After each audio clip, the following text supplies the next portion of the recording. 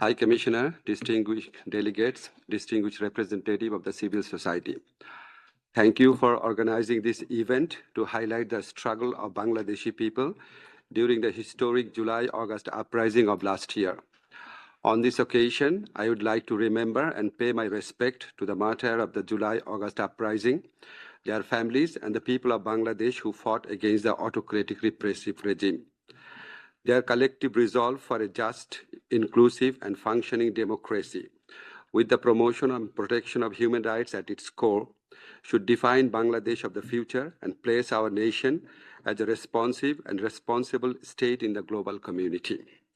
Distinguished audience, on behalf of the people of Bangladesh and the government of Bangladesh, I express my sincere gratitude to OHCHR, to the High Commissioner in particular, the fact-finding team of OHCHR, who conducted the most thorough and credible investigation of the struggle and sacrifice of Bangladeshi people, particularly during the July uprising. The team's report rightly identifies extensive, horrendous, and grave human rights violations, including extrajudicial killing, arbitrary arrest, torture, and disproportionate use of force by the ousted ruling party during July-August massacre. Although this report was a result of human rights investigation, its finding and the evidences it collected would be pivotal for the accountability process for the atrocities and crimes committed. Ladies and gentlemen, I wish to reaffirm the commitment of interim government for an impartial and credible investigation into the July-August massacre in Bangladesh and due judicial process for redress. To that extent, the International Crime Tribunal Act 1973 has already been amended to ensure fair trial and transparent judicial process. Among other things, the amendments include redefining the offense in line with international standard, widening the defense rights in judicial process, allowing appointment of foreign lawyers and attendance of representatives from the United Nations and other human rights organizations in public hearing and trial. Distinguished audience, High Commissioner Turk has rightly underscored the importance of a comprehensive process of truth-telling, reparation, and reform as the path to national healing.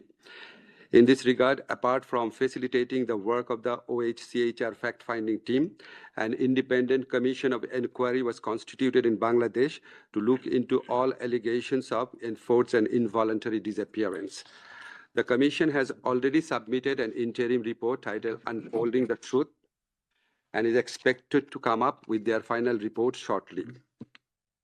Let me also mention that the interim government has also decided to define and include enforced disappearance in our penal law and is seriously exploring the options of acceding to the optional protocol of the Convention Against Torture before 26 June.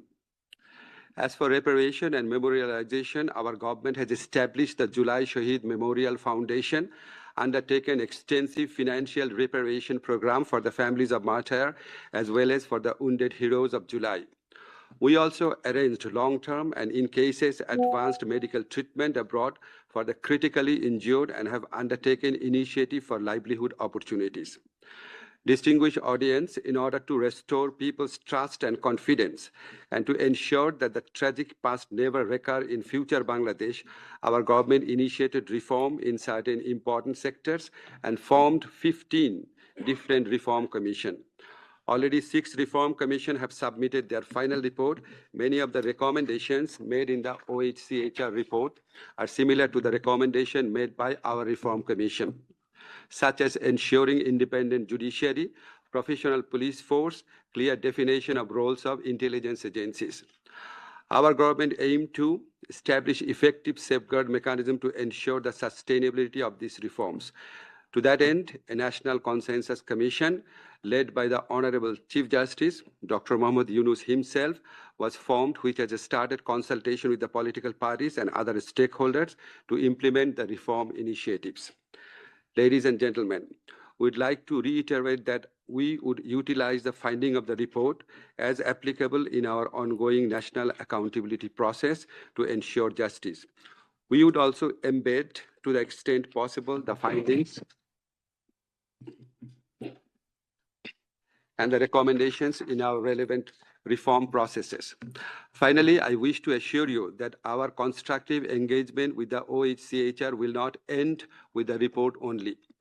Rather, our government is chalking out how we could better utilize the broader mandate of the High Commissioner's Office in our effort for the promotion and protection of human rights of all of our citizens.